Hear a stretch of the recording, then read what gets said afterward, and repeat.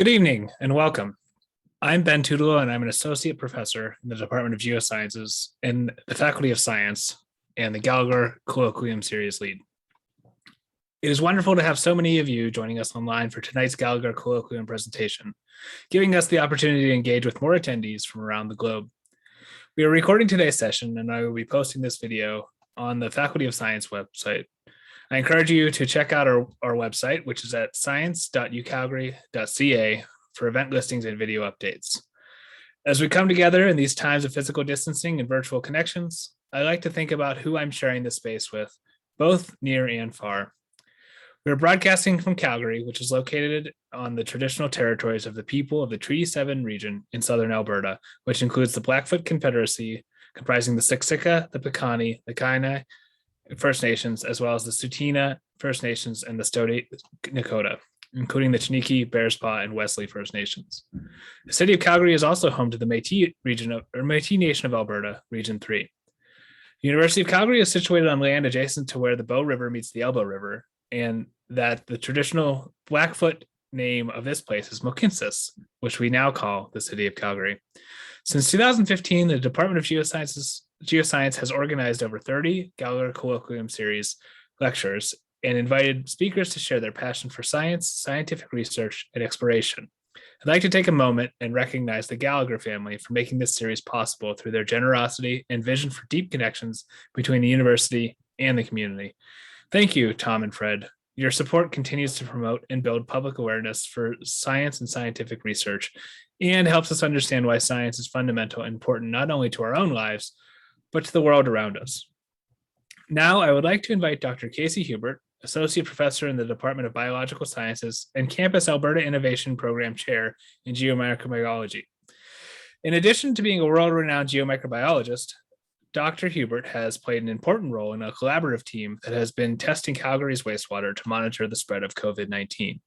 Please welcome Casey to introduce tonight's speaker.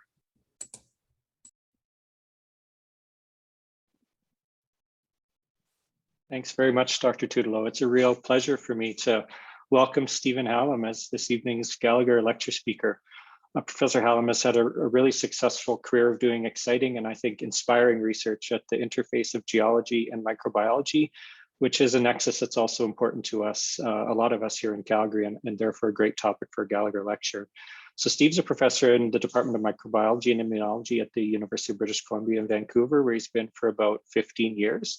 His undergraduate degree was from Sarah Lawrence College in New York, and that was followed by grad studies and postdoc work out in California at UC Santa Cruz, which is close to MBARI, the Monterey Bay Aquarium Research Institute. And that's where Steve did some really pioneering research in marine microbiology and metagenomics. And at that time, most microbiologists and ecologists were doing single gene studies, while a few were really starting to pioneer studies of organisms, whole genomes that live in natural samples as mixtures in complex communities. And in one of Steve's more recent publications, I think captures this in its title that says, "Microbes don't play solitaire." So it's really important to study these mixtures the way Steve does and using computational approaches. A really exciting study back at that time was using this metagenomic approach to decipher the process in anoxic environments for the oxidation of methane. And that's a really important process in a lot of environments, including in groundwater. And some of us in Calgary study methane oxidation in groundwater. So yeah, over the years, this as DNA sequencing technology has evolved, so too has Steve's research focus. He moved to Canada to join UBC and started applying these tools to exciting and interesting environments in Canada, in Western Canada especially, perhaps. I thought this was interesting. Maybe the most Canadian environment Steve studied was actually the microbiome of Canada's national animal, the beaver. And I don't know, Steve, if you were a Canadian citizen by then, but I'm sure that paper would have sealed the deal. But I suspect that study was motivated by trying to understand enzymes and biotechnology and the breakdown of polymers. And I think that speaks to one of Steve's other interests, which is gearing science towards innovation and commercialization, startup companies. And currently Steve leads NSERC Create grant at UBC that really draws grad students into bringing ecology together with these commercialization opportunities. So we're starting to see here that we're welcoming quite a versatile scientist to be our speaker tonight. And I think one thing as a final note that underscores that is UBC is also part of the Hallam Trust, which is something we're familiar with here in Calgary. And the fact that Steve Hallam has won Hallam Awards both for his research and for his teaching, I think really underscores that we're in for a treat here tonight. I'm definitely looking forward to learning something. And again, I'm pleased to welcome this evening's Gallagher speaker, Professor Stephen Hallam. Well, thank you so much for that introduction, Casey, and thank you to the organizers for this great opportunity to share my research and worldview with you. And yeah, you know, this whole thing about microbes and how they play integral roles, and how do we decipher that using a combination of traditional methodologies, microbiology technologies, but more and more computational methods. Computers are kind of like the microscopes to view the microbial world nowadays. And so hopefully I can lead you on a journey there. But before I do, let me get into some introductions myself.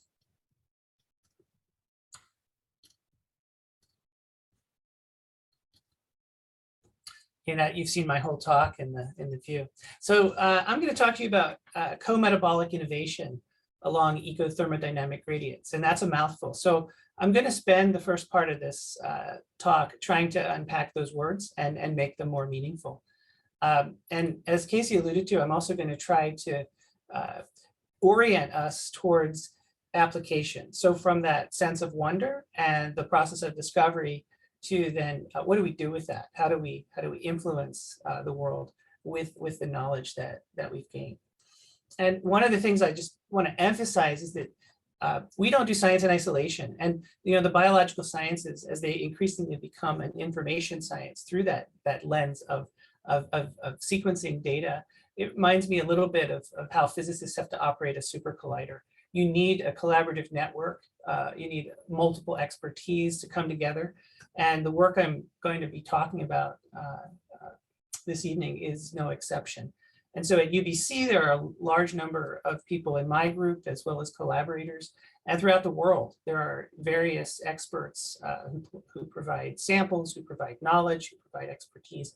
And of course, the funding has to come from multiple sources. There's not just one monolithic funder. There are many typically smaller funders that give different types of capacity to enable the work. In particular, I want to highlight the exceptional opportunity to work with these four individuals whose work I'm primarily highlighting. Many of you know Elise Hawley. She was a PhD student in my lab and a postdoc with Mark at the University of Calgary. And now she's starting up a lab at the University of British Columbia Okanagan campus. And so she's the primary driver of a lot of the data. Dave Walsh was one of my first postdocs here at UBC. He's now a professor at Concordia. And he helped establish the time series that we're gonna talk about. Monica and Jody, former PhD students, also contributed quite a bit of work. So what I'm going to try to talk to you about tonight is this intersection between microbial ecology. How do we chart this microcosmos that we actually are a part of? Breaking it down from a systems level perspective into individual, population, and community level processes, using computational methods to discern those different levels of organization and interaction, and then linking those interactions to biogeochemical processes, to the larger wiring diagram of matter and energy transformation that enables the Earth system to operate through complex feedback loops.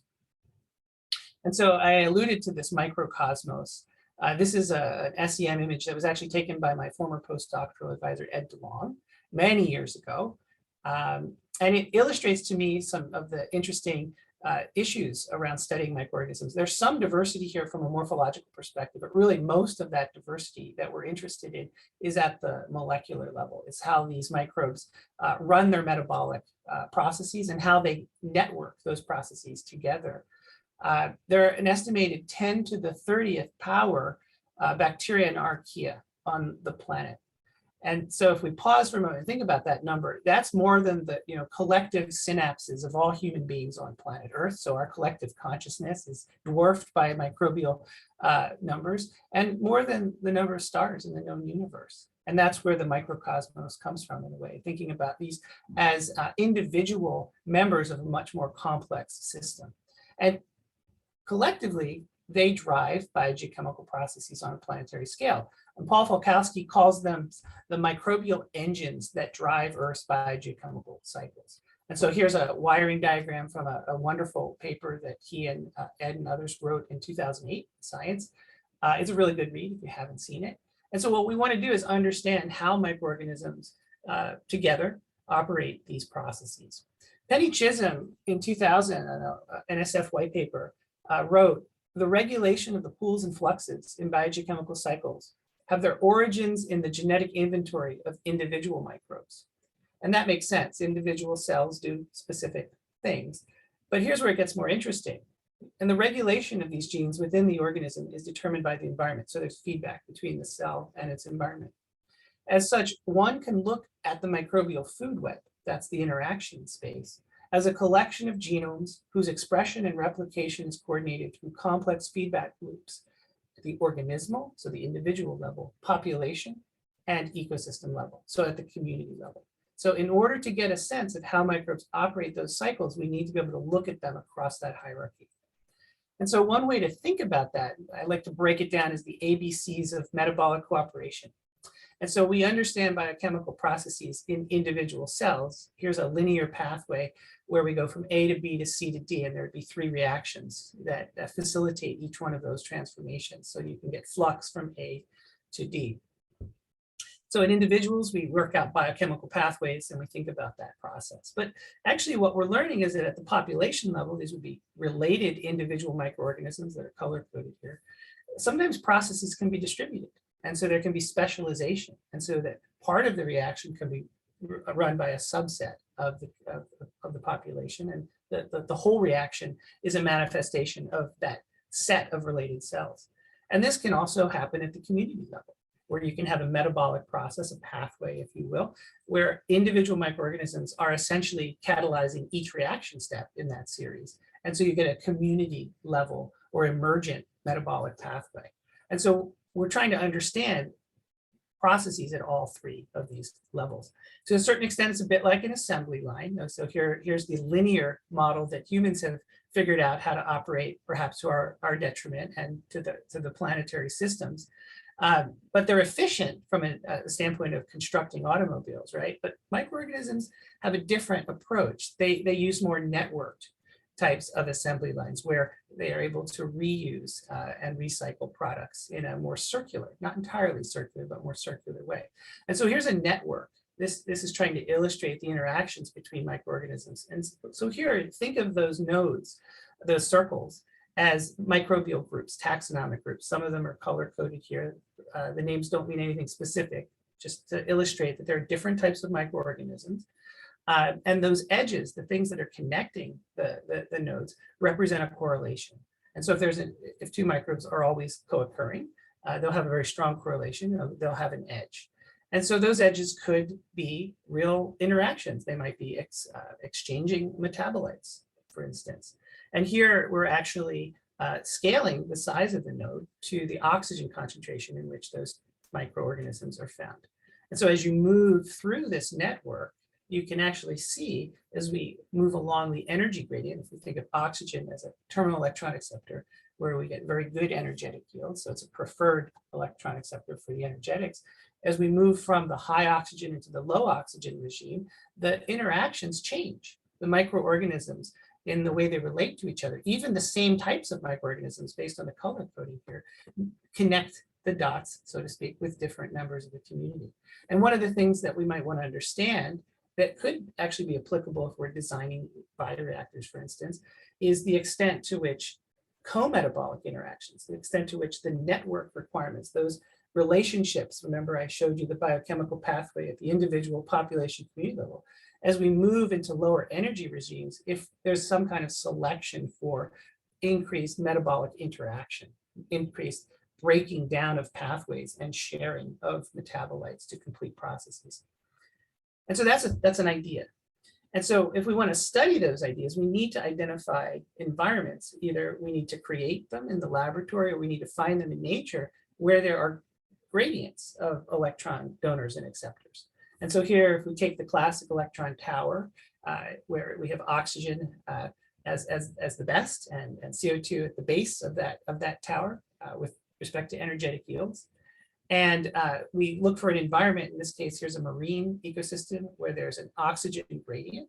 That oxygen gradient is actually caused in this case by the production at the surface, primary production of biomass that is as it is degraded, as it is remineralized, you get essentially the drawdown of oxygen. So you get a localized oxygen minimum event or zone that forms, and the biomass continues to sink. And eventually in this case, there's an aerobic zone underneath. We have a gradient. We have a high oxygen, low oxygen, high oxygen. And the organic matter in the form of those particles also forms its own gradient. So across the particle, from the interior of the particle to the exterior of the particle, we can have a redox gradient as well, where we have different utilization of electron donors and acceptors. So at different scales, on the millimeter scale to thousands of meters scale in the ocean, we can define these gradients, and then we can ask, how do microorganisms organize themselves? And how do those organizational relationships influence the cycling of elements in a biogeochemical context? So carbon, nitrogen, sulfur, etc.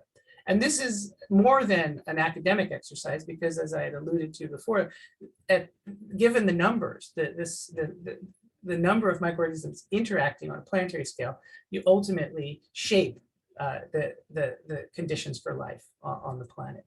And so as an overview of the focal talk, I want to talk a bit about expanding oxygen minimum zones as model ecosystems that give us those eco-thermodynamic gradients in which to study these assembly processes and their impacts on cycles. I want to highlight a particular one in the northeastern subarctic Pacific Ocean, Western Canada. And then I want to focus in on a particular group of microorganisms called the marine group A, or the MGAs, or more recently, the marina microbia, that play critical roles in coupled biochemical cycling that illustrates some of these concepts that I've been discussing. And so what are oxygen minimum zones? So these are operationally defined as regions of the ocean in which the oxygen concentration drops below 20 micromolar. Somewhere between 20 micromolar and 10 micromolar oxygen denitrification is often measurable. Typically thinking of that as an anaerobic process, but it can also take place under low oxygen concentrations. And what you're seeing here is a depth integrated map of the ocean, where we've essentially gone in and taken the lowest oxygen value along various transects and interpolated it to get a feeling for the distribution of these low oxygen zones throughout the global ocean. And you can see some patterns here, right? Like the Western continental shelves, there tend to be these increased areas of low oxygen, probably because of the input of organic matter. You can see that the northeastern subarctic Pacific over here, where I have identified this NESAP as the acronym, is quite extensive. It's not the lowest oxygen minimum zone, but it's the one that we study here. There are permanently anoxic basins like the Baltic Sea or the Black Sea. There are upwelling systems like Namibia, where sometimes there are these sulfidic events as the bottom waters with sulfide gets pushed upwards in shoals. And then we have these permanent anoxic zones like the Eastern Tropical South Pacific off the coast of Chile. And as you can imagine, like each of these has different features based on where they're located and some of the other geochemical parameters. One thing I want to note is that currently oxygen minimum zones occupy about 7% of ocean volume. So it's still a relatively small part. And these are generally naturally occurring features of the ocean, but global warming actually is leading to an expansion. And so as people have been monitoring these systems over decades, we're noticing that the regions of the ocean that are low in oxygen are increasing. So there's an interest in understanding the microbial responses to that oxygen loss. So I alluded to these different oxygen minimum zone phenotypes in different parts of the ocean. And so, for instance, if you were in Hawaii at Station Aloha, you'd see an oxygen minimum zone, but it's relatively minor. The oxygen levels never really go to the point where you'd see denitrification taking place. There's low primary production. There's some nitrogen fixation, lots of oxygen availability, pretty typical situation. But if you were to go to the northeastern subarctic Pacific, or let's say the Bay of Bengal, you'd actually see this trough. There'd be this oxygen decrease at depth that could support some of these lower energy processes. And we'll talk about why that's an important implication. These are on the tipping point, if you will, as the oceans become increasingly anoxic. These systems can also go anoxic, and we'll talk about the implications for that in a moment. There are what are called anoxic marine zones, like the Eastern Tropical South Pacific, where there's actually zero oxygen measured or nanomolar oxygen concentrations that are measured. And these are definitely hotspots for those anaerobic processes. There are sulfidic AMZs, and there are sulfidic bottoms as well. And so we're going to actually talk a bit about low oxygen OMZs today, as well as sulfidic bottoms and the implications for biochemical cycling. And so one of the most important features of these systems when they drop below 20 micromolar, I had alluded this before, is denitrification.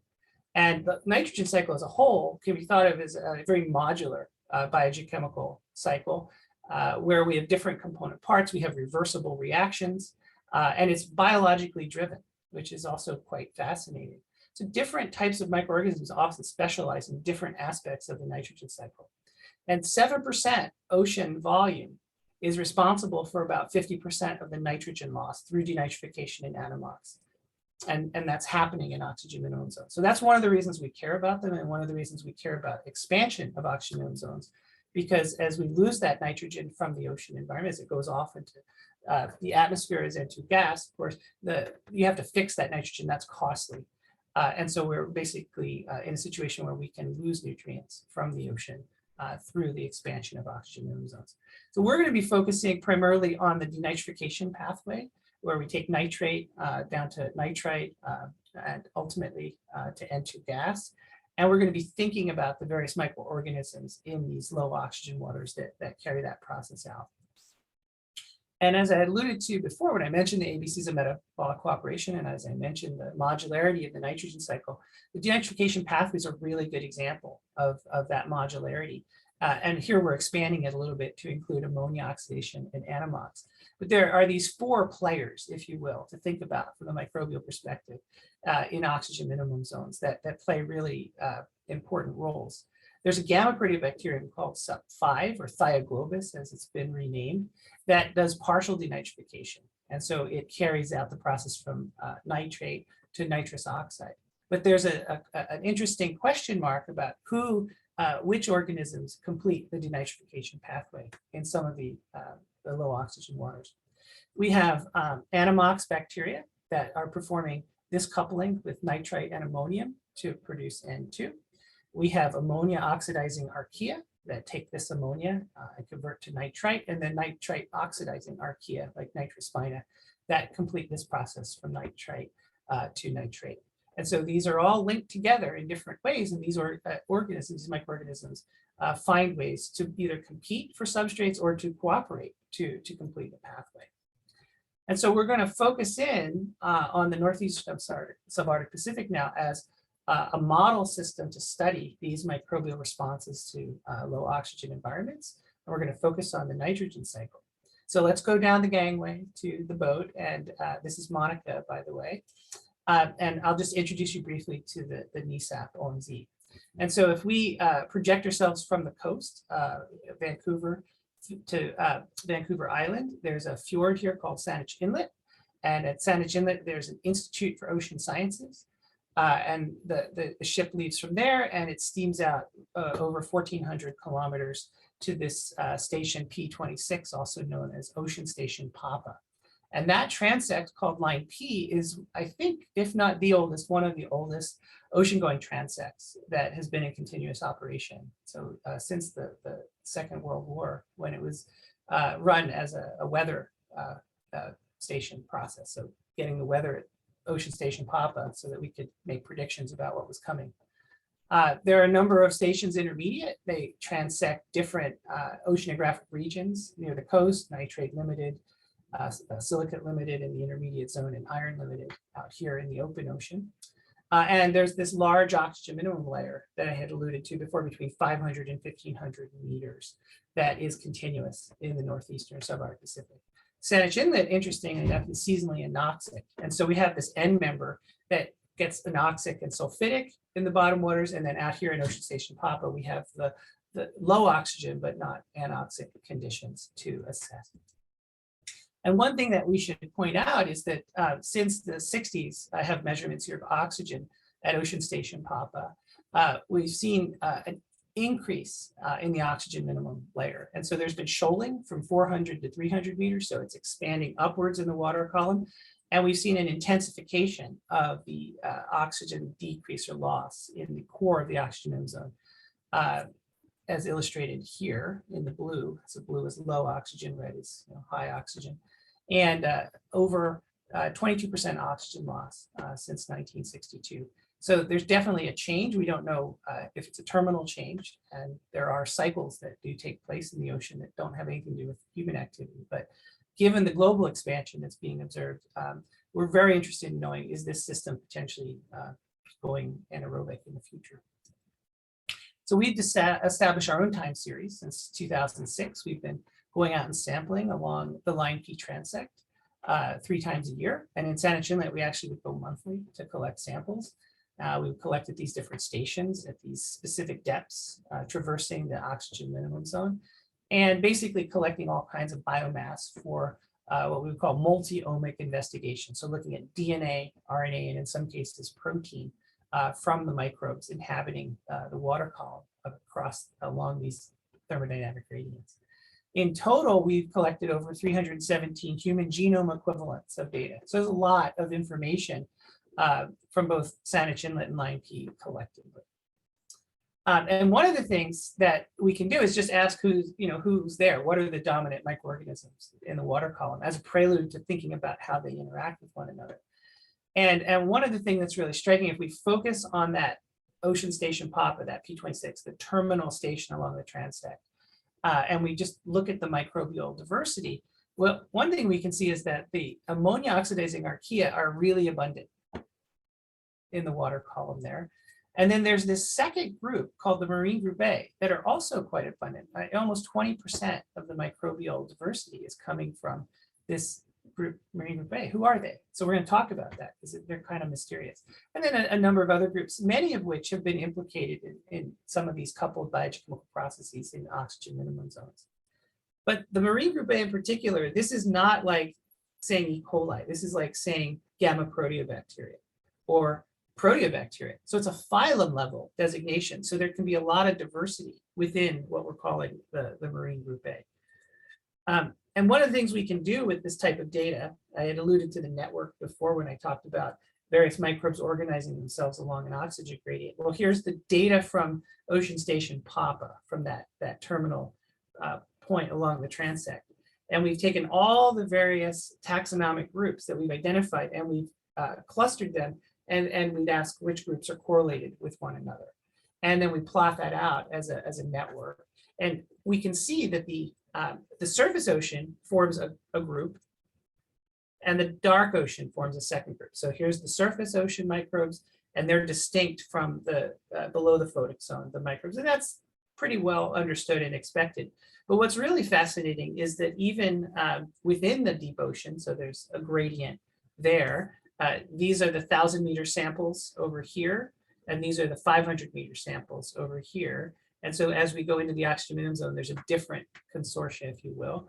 And even seasonal changes are embedded in here. So we can see even in the deep ocean, the time can alter the local community structure. And one of the most abundant organisms, as I said, is marine group A, and we've mapped them here to that network. So you can see that they're really prevalent in the low oxygen waters. They make up a considerable part of this network. They're also found in the surface waters. And so that's interesting. So we can ask ourselves, what kind of processes are they mediating? Are they different, the ones that inhabit the surface from the ones that inhabit the deep? And so that's what we're going to focus on. So there are many diverse clades of the marine group A. We found over 290 different taxonomic units in the clone libraries that we generated for the northeastern subarctic Pacific. 5 groups were previously recognized, and we found 5 new ones that are not described in the literature when we did our initial survey. And as I alluded to from the network, this is the 1,000-meter core of the oxygen minimum zone here. Most of the subgroups that were actually negatively correlated with oxygen. And so they're consistent with metabolic adaptations to low oxygen. So that's interesting. So what kind of metabolic features might they be manifesting in the OMZ? And this is work by Jody Wright. We had large insert DNA libraries that we built, and we sequenced some of the clones, and she was able to find MGA-associated clones that actually had sulfur cycling genes. This was the first hint. These things are not in culture, and at this point, we didn't even have metagenome assembled genomes. We just had pieces or fragments of genomes that we could link based on their 16S genes to the network. And we found that they had gene clusters that encoded putative polysulfide reductases. So this was the first hint that, okay, maybe this marine group A under low oxygen conditions is doing something with the sulfur cycle. And so this gives me pause to say that when we do these types of studies from a microbial ecology standpoint, we really are asking 4 foundational questions. They're basic, but they're really important. So we're going to ask them here for the MGA. We're going to say, what is the taxonomic and functional structure of the microbial community and the population of MGA that make up that community, a good portion of it? How does this structure change along a gradient or in response to environmental perturbation? So we're looking at an eco-thermodynamic gradient. Oxygen concentrations changing from high oxygen near the surface water to almost no oxygen. In the case of saanich, no oxygen. And the environmental perturbation here could be the expansion of the OMZ or the seasonal anoxia that's found in saanich inlet. What are the ecological and biochemical consequences of this change? So can we link this to the sulfur cycle? Can we link this to the denitrification process that I had alluded to earlier? And what are the relevant units of selection, conservation, or utilization within the microbial community? And so this gets to that final point about how do we take the knowledge that we're gaining by doing these surveys and do something useful with it in the world. And so let's talk about the marine group A and their particular co-metabolic innovations, the things that allow them to interact within the network.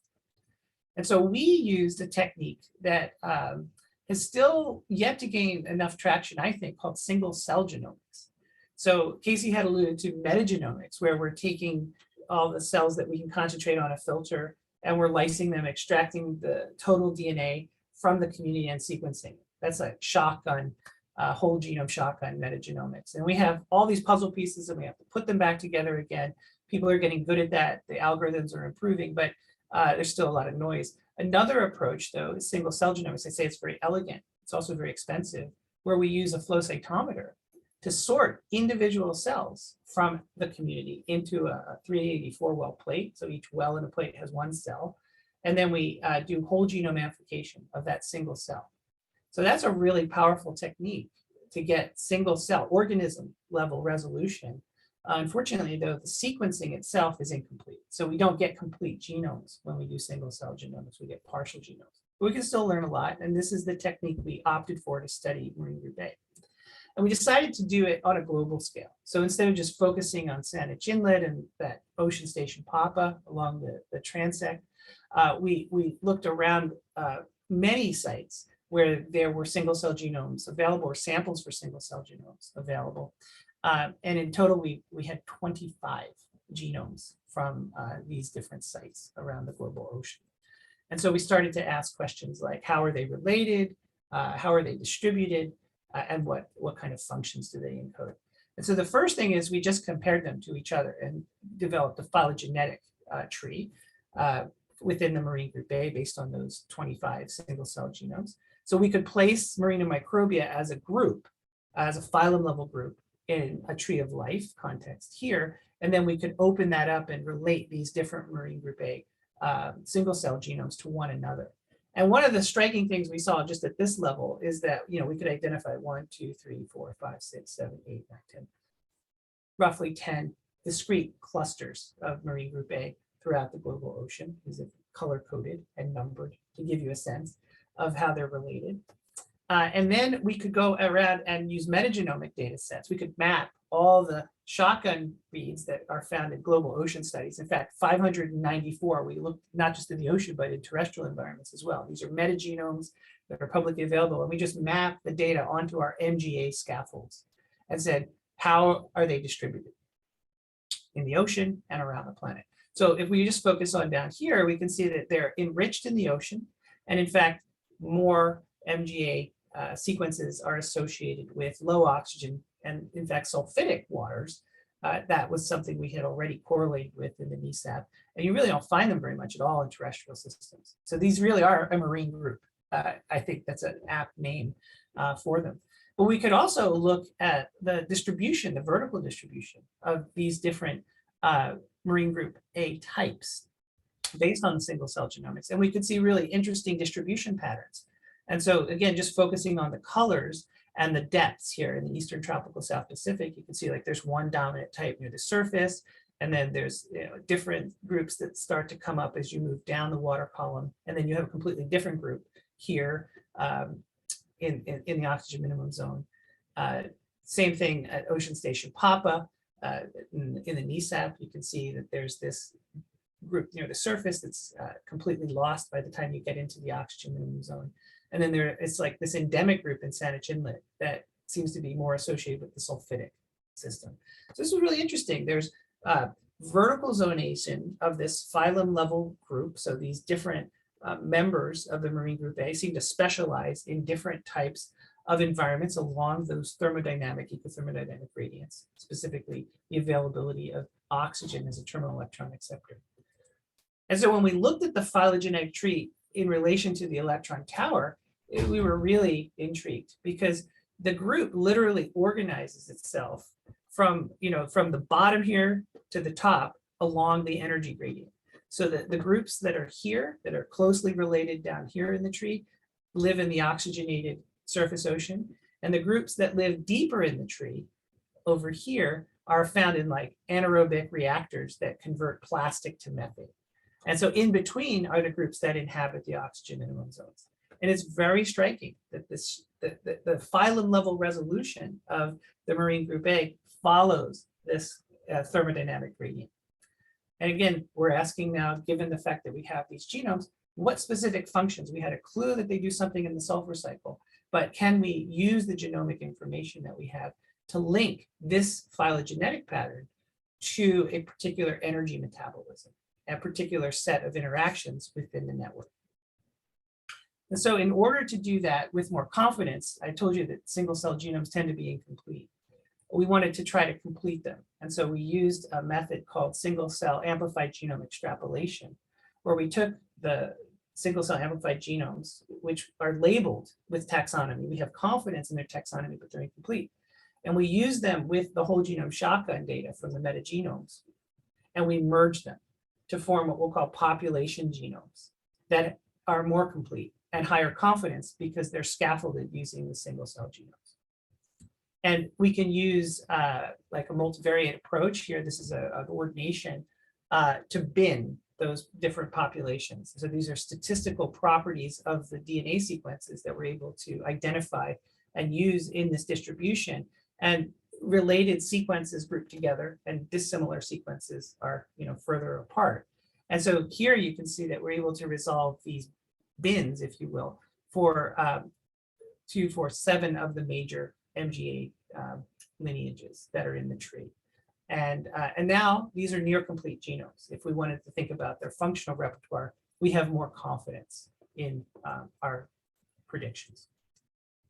And so this is a busy slide. I'm going to break it down. This is sort of the summary of what I'm about to tell you. But we were able to do a lot with this information. This is a work that Elise Hawley did during her PhD thesis. So once we had these population bins, we could go in and we could reconstruct their carbon and energy metabolism with confidence. And again, what was interesting, because we already knew that these microorganisms were partitioning along redox gradients, we could then use that as a guiding principle. And we could say, based on their energy metabolism, does their position in the water column make sense? And then can we identify potential interactions with other organisms? And we could do all of that. And so let's walk through. So the surface ocean inhabiting marine group A, they had some interesting properties like photoheterotrophy. So they had bacteriorhodopsin, so this light-driven proton pump. And they also had all of the component parts of the aerobic respiration electron transport chain and oxidative TCA cycle. And so, these are living up there probably heterotrophically with some sustenance from the sun, a little boost. A lot of the surface marine organisms do that. So light supplemented aerobic heterotrophy phenotype. And as we move down through the water column and into that oxygen gradient to lower oxygen waters, we actually find that the MGA groups there harbor components of the aerobic electron transport chain, right? Cytochrome C oxidase, NADH dehydrogenase. And this may be an adaptation to the MGA that live in zones where the oxygen levels fluctuate. So they can be facultative in terms of their energy metabolism. We identified, as I alluded to before, on those fragments of genomes. Now we had near complete genomes, if not complete genomes. We actually identified 2 genomic intervals encoding that polysulfide reductase operon, the PSR. One was linked to a nickel iron containing hydrogenase. And that's interesting because that suggests that the MGA who have this particular gene cassette can do polysulfide reduction, and they can couple that to hydrogen oxidation and actually produce hydrogen sulfide. That's an interesting thought because in oxygen minimum zones, that hydrogen sulfide is an electron donor to groups like SUP5, which are partial denitrifiers. Another operon in a different set of MGA encodes a PSR that's linked to a cytochrome BC1 complex and nitrous oxide reductase. So this is really interesting because this suggests that under anoxic sulfidic conditions, the MGA that have this gene cassette can couple the oxidation of sulfide to nitrous oxide reduction, completing the denitrification pathway and producing N2 gas. So this is the missing niche, in a way, of that coupled denitrification pathway that I alluded to earlier.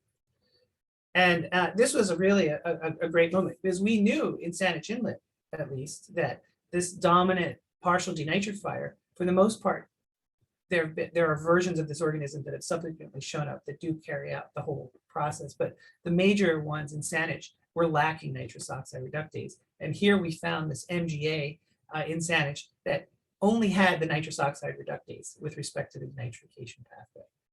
So it was a metabolic niche, still quite interesting, why this particular reaction in the sequence is uncoupled. So we have some ideas about this metabolic coupling.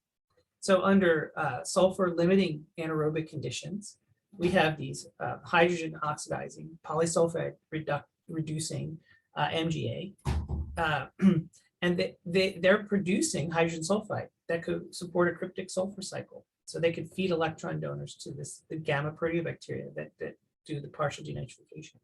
But under sulfide-rich conditions, MGA can oxidize sulfide. They can reverse this process to polysulfide and reduce nitrous oxide, completing the canonical denitrification process. So there's sort of this dynamism, but it's differentiated between different MGA subtypes. We were able to validate some of this by just looking at the transcripts, the RNA present in the water column. So here are 4 of those different MGA groups that I had alluded to that we have these population genomes for. And we were able to identify in the 2 groups where we had the nitrous oxide reductase identified, the ZA3312CA and this SHBH1141. We were actually able to measure the NOS-Z gene expression. This is coming from Saanich Inlet, different times of year. And we're actually able to validate the polysulfide reductase operons as well as the hydrogenase. So our hypothesis is starting to take shape through validation, not just of the presence of genes in the environment and in these population genomes, but actually in the expression of those genes under specific redox conditions that we can measure. Also, to kind of push this a little bit further, certain of the MGA encode reductive TCA cycle components, such as citrate lyase. So it suggests that they're autotrophic in nature, so they can use their energy metabolism coupled to the RTCA cycle to fix carbon, dark carbon fixation. Some of them have the RNF complex capable of generating reduced ferredoxin, and that's useful in feeding the reverse TCA, the reductive TCA cycle components. And finally, in this tetrathalate plastic degrading enrichment culture that Wenso News Group had sequenced, we were able to identify components of syntrophic amino acid degrading heterotrophy. So at the base of that redox tower, the MGA that inhabit the lowest energy environment seem to be involved in some form of syntrophy. And so if I put it all together along that co-metabolic interaction gradient, as you go from aerobic to anaerobic conditions and decreasing energy availability with respect to the electron acceptors, you have MGA specializing. And as we move across, they start to interact more with other members of the community to drive metabolic processes in a coupled way. And oxygen minimum zones, they're playing key roles in carbon, nitrogen, and sulfur cycling. And so here's a missing piece of that initial puzzle of the nitrogen cycle in these low oxygen waters. And so to summarize, evolutionary diversification of major marine microbia MGA clades is closely related to energy yields with increased co-metabolic interactions in more deeply branching clades. Several of these clades participate in the biochemical cycling of sulfur and nitrogen, and they fill previously unassigned niches in the ocean. And notably, there are two marine microbia clades that occupy different energetic niches that express nitrous oxide reductase, potentially acting as an important nitrous oxide sink in oxygen minimum zones. And I didn't really mention in detail, one of them is clearly associated with anoxic sulfidic conditions. The other is actually associated with more aerobic conditions. And we think that it might be coupling its metabolism with ammonia oxidizing archaea. That hypothesis has not been tested. So let me just break it down again as a summary. This is what I told you.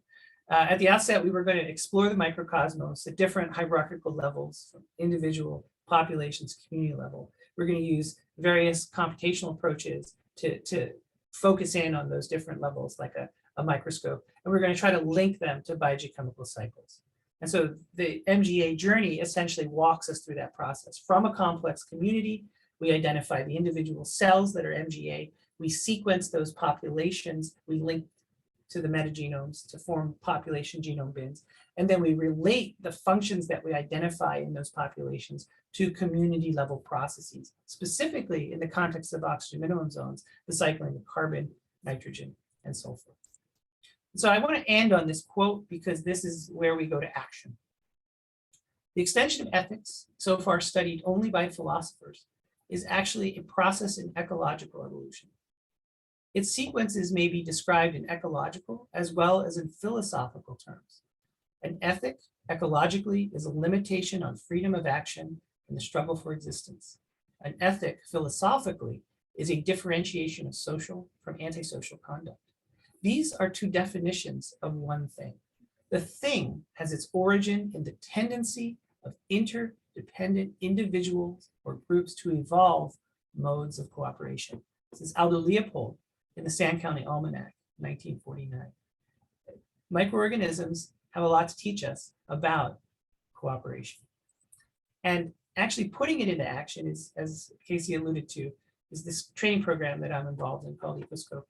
We're trying to bring microbial ecology, biological engineering, data platforms and analytics together with networking and entrepreneurship to translate ideas, to translate observations that we can pull from the microbial world into biotechnology innovation to deal with some of the current problems in the environment today. And on that note, I will end, and I'm happy to answer any questions. Thank you so much, Steve, for sharing your research with us this evening. As always, and as a geochemist who spends a lot of time thinking about the oceans, I'm always fascinated to see how many big scientific mysteries the ocean still holds for us to uncover as scientists these days, which is an amazing thing after so much time of studying it. So I know that many of you out there who are listening to our presentation tonight have questions for our speaker. Please type them into the Q&A box at the bottom of your screen, and I'm going to be reading those questions out to Dr. Hallam as they come in. So first, I'm going to start with a quick question about sort of this PAPA zone, station PAPA. I think the interplay between a low oxygen zone and an iron limited zone to me seems, fairly unique, although that might to you be very typical.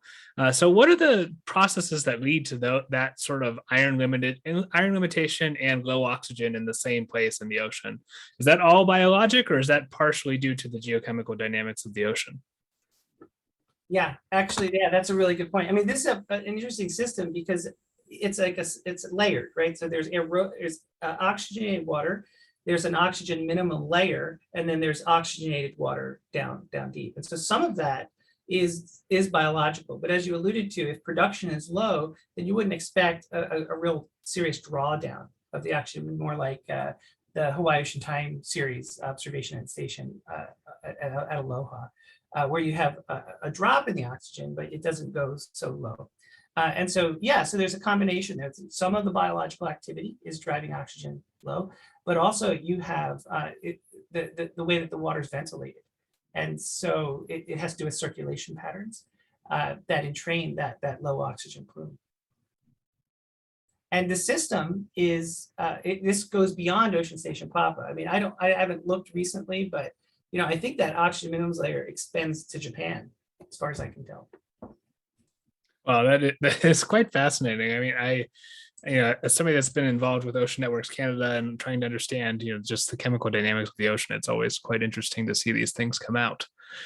So the next question I have is from our incoming dean, Dr. Kristen Bates. She says, an amazing talk. Another way to imagine it is each microbe is an enzyme providing substrates to the microbial network. Within a cell, many enzymes cluster on platforms to increase efficiency of biochemical pathways. So her question is do microbial networks physically interact, or is it that the substrates are just provided by the diffusional processes? Right. Wow. Great. That's it. Like that's the big question. If we could only figure that out, we could actually make more accurate models. Yeah. I mean, if everything was diffusion limited, I don't know how any of this would work. Right. So sometimes there are physical relationships that form. So things have to be in close proximity. But some of the processes that I talked about, it turns out maybe they're uncoupled temporarily. Right. Like maybe, it's not like you get the full flux through from A to B to C to D, but you go from A to B to C, C builds up, and you get to some critical concentration, and then you can go to the next level. And so we've been trying to understand that in the context of Saanich Inlet in particular, because we have more time resolved data there. And it's very interesting because it honestly looks like there's this uncoupling between the first steps of denitrification and that last step, and that there needs to be a buildup of the substrate before the process can go forward. Whether that's diffusion limitation, whether that has to do with the way the system's stratified, we don't fully understand that. But it's a mystery. The scale could matter too, though, because if you're doing a lot of this in particles, that changes the rates at which certain types of reactions are taking place versus in just planktonic diffusion limited processes. Great, thank you for that answer. I think, as Casey likes to tell me, us geochemists have it easy. We like to just do the big picture kind of story, and you guys have to get into the details. And it sounds like they're very complicated. Yeah, actually, just to build on that, though, because this is a debate I have with my colleagues who do a lot of the process rate measurements, right? So you take the water sample, you put it in a bottle, you try to keep it anaerobic. And then you want to measure denitrification, or you want to measure anemox using paired isotope labeling techniques or something like that. And you get a rate. It's great. You get these numbers. They're beautiful. And then the question I say is, well, are the same microorganisms doing the process you're measuring in the bottle as the ones that are doing it in the water column? And usually they're not. Yeah, exactly right. And I think that's what I've learned from my interactions with biologists over the years, that you got to focus on the natural system because that's where all the action happens, right? So the next is the future. Yeah, exactly. The next question comes from one of our attendees tonight. Can the sulfide bond with another element to deposit a precipitate, for example, like lead sulfide, or I guess also probably the more common one is iron sulfide, or does the sulfide immediately get used by another microbe? Like, does sulfide build up in these systems? Well, that's a great question. So normally there's like oxygen and sulfide interacting. You're going to have auto-oxidation. So the sulfide is going to be essentially dissipated. And so there's this natural kind of buffering effect. And the microbes are trying to get that. If they can use it as a good electron donor, they'll use it. But yes, there are precipitation activities that are occurring. And there are probably, in Saanich at least, I bet you could measure some of those, like those flocks that wind up settling to the seafloor. We haven't done that, but that's definitely an interesting question. The cells themselves can they can form polysulfide granules, and we haven't isolated that gamma proteobacteria subtype, but Bob Morrison's group has done that at the University of Washington, and I believe they've shown that they can form those granules, and that could have an effect on things like their buoyancy and how they position themselves in the water column. Excellent. So another question from Casey, actually. To what extent are the nitrous oxide reducing Marinum microbia strains preventing the ocean from leaking a potent greenhouse gas to the atmosphere? Is there a risk of N2O emissions if the metabolic cooperation were to break down? Right. Thank you, Casey, for actually mentioning the fact that N2O is a greenhouse gas, because I totally forgot to do that. It's more potent than methane.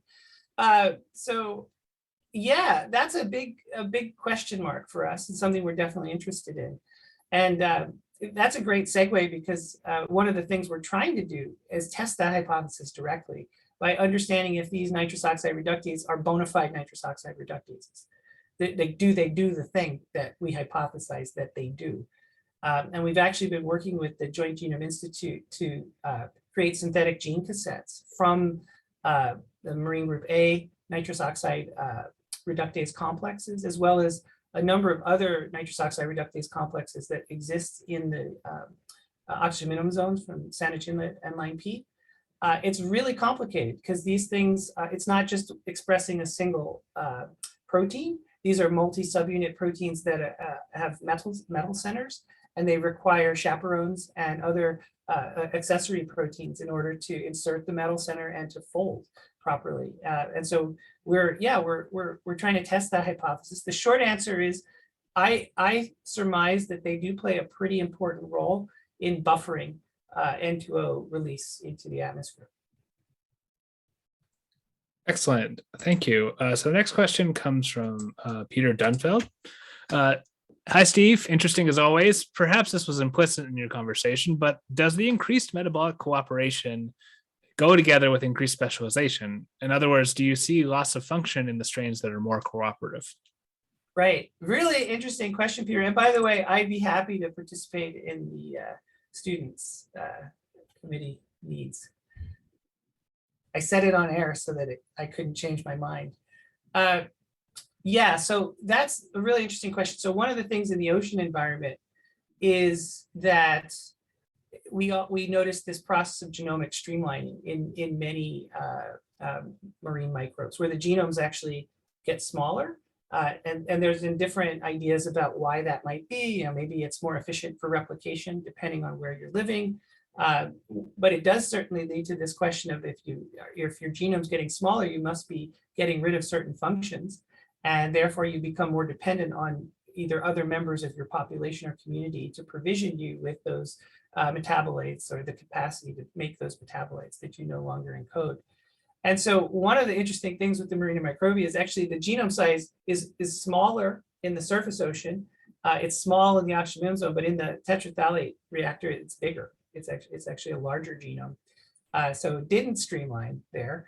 So we can't invoke that it's losing genes to become more specialized. Short answer is I do think, though, that metabolic cooperation, whether or not it's associated with discrete genomic streamlining, is built on the idea of reciprocity, that the organisms do specialize. They fill specific metabolic niches, and they sort of give up control over the full repertoire of metabolites that are required for growth. In the most anaerobic environment, in that reactor that Wenso has described, his student Nobu Masura, who you probably know, he's been able to help isolate some of the really interesting candidate division archaea recently.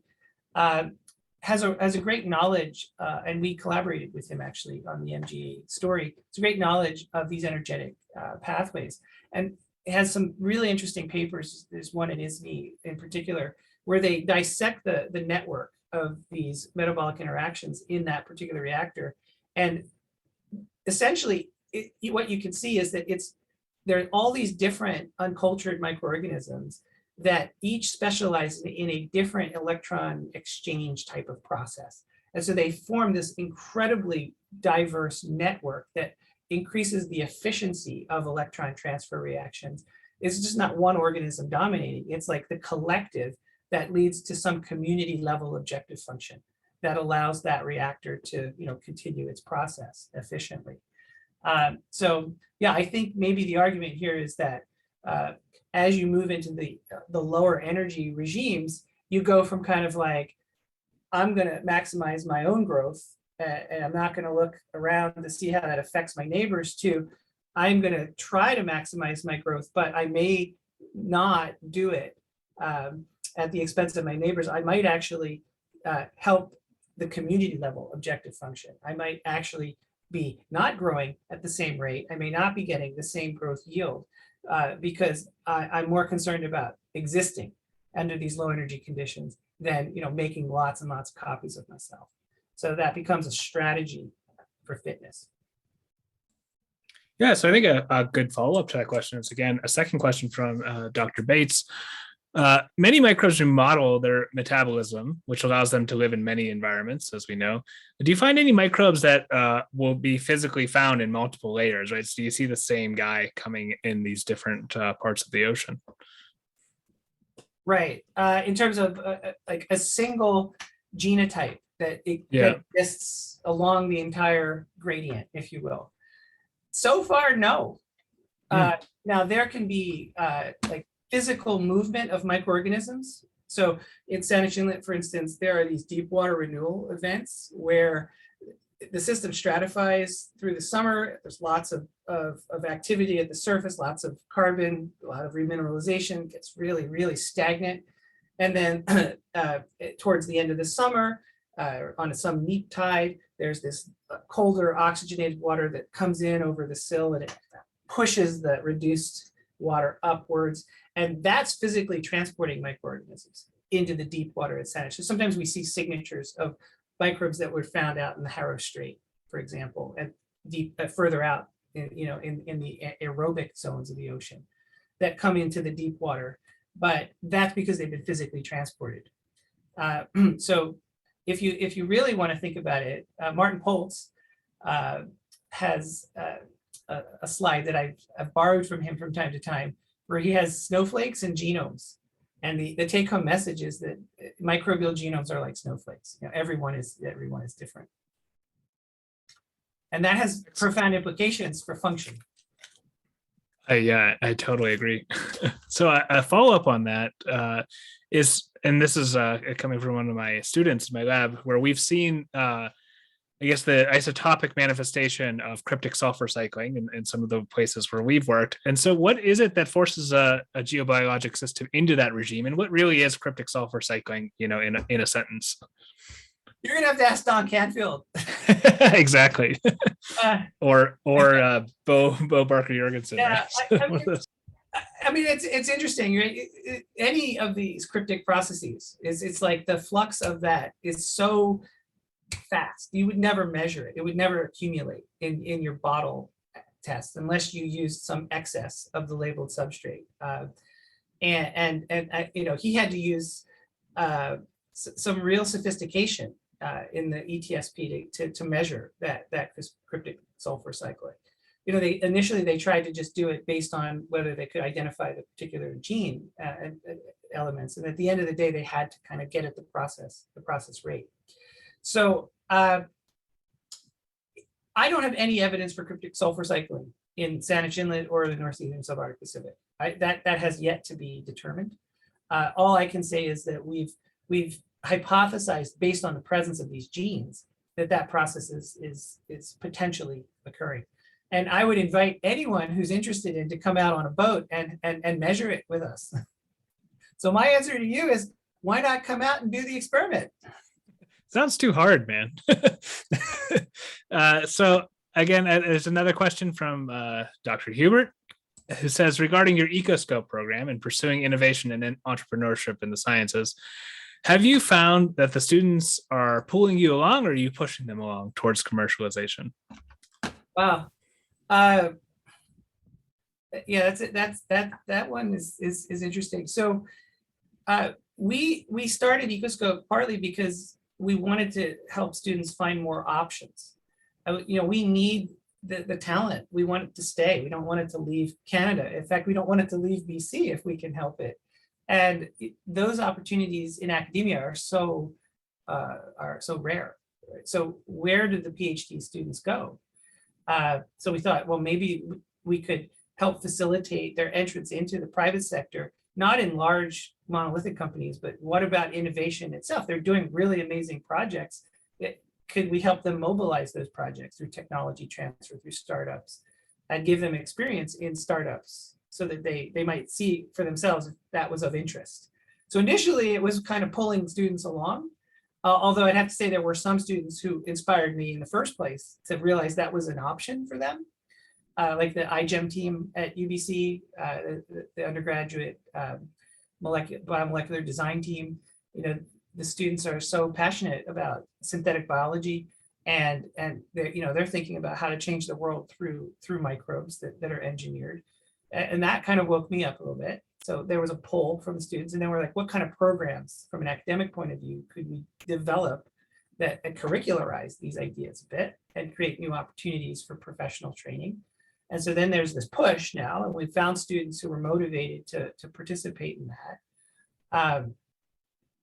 But we did meet a lot of resistance from the faculty because this idea of having a fourth-year graduate student do an internship when they're just starting to generate data for their thesis, that was a hard one for some faculty to accept.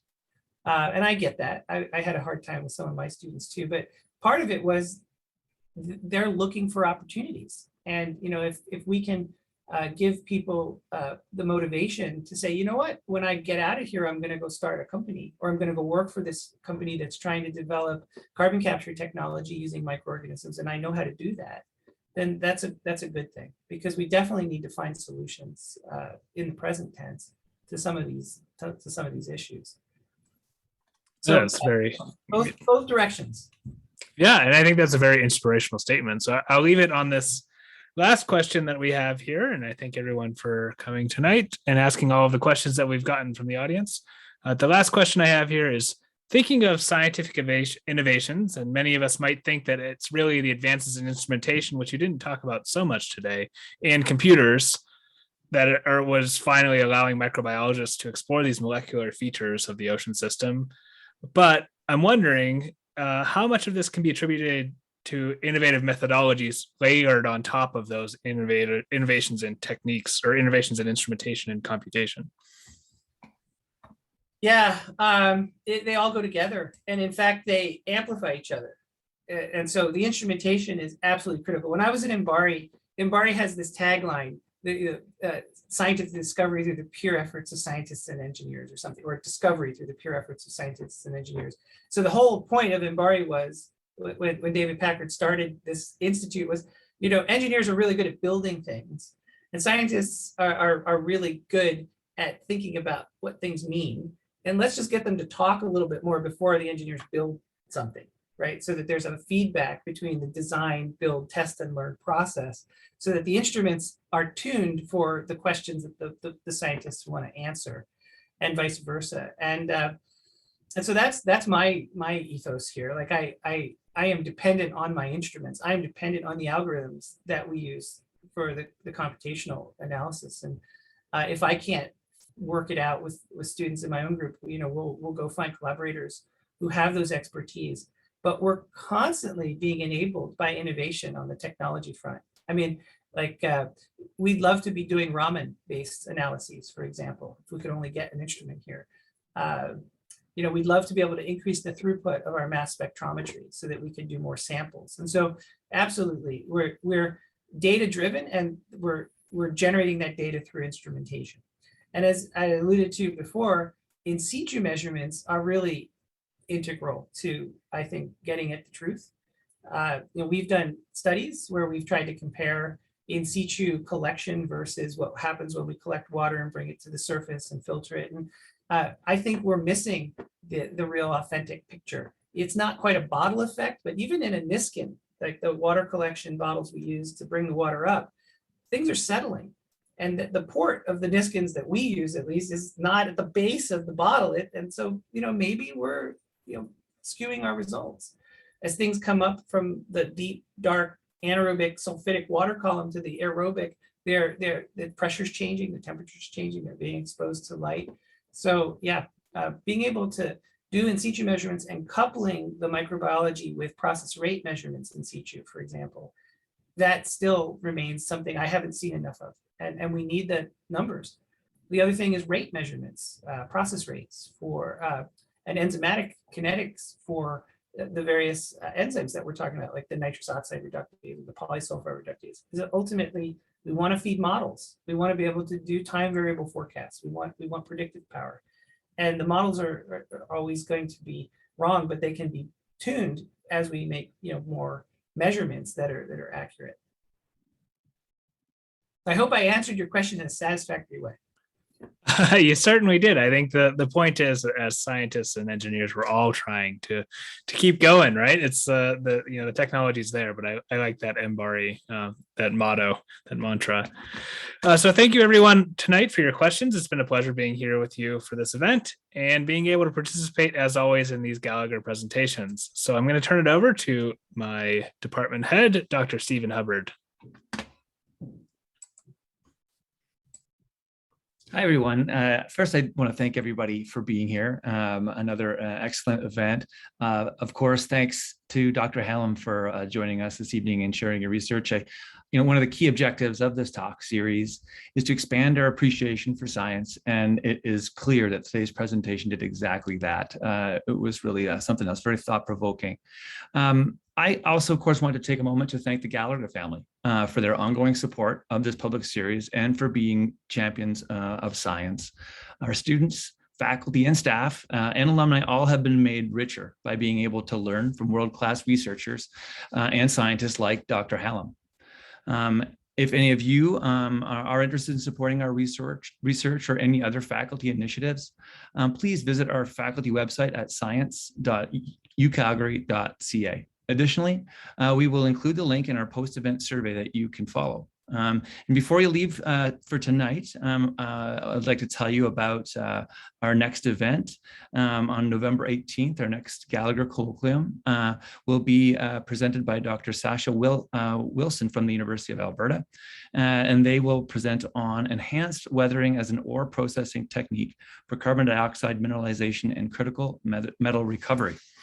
So look for registration details in your inbox or by checking the website mentioned earlier, science.ucalgary.ca. And lastly, when you do see our event survey in our inbox, please take a moment to fill it out. The link to give will also be included in the survey in case you're interested in doing so. Your feedback is important and we want to hear from you. Again, thank you for coming and enjoy the rest of your evening.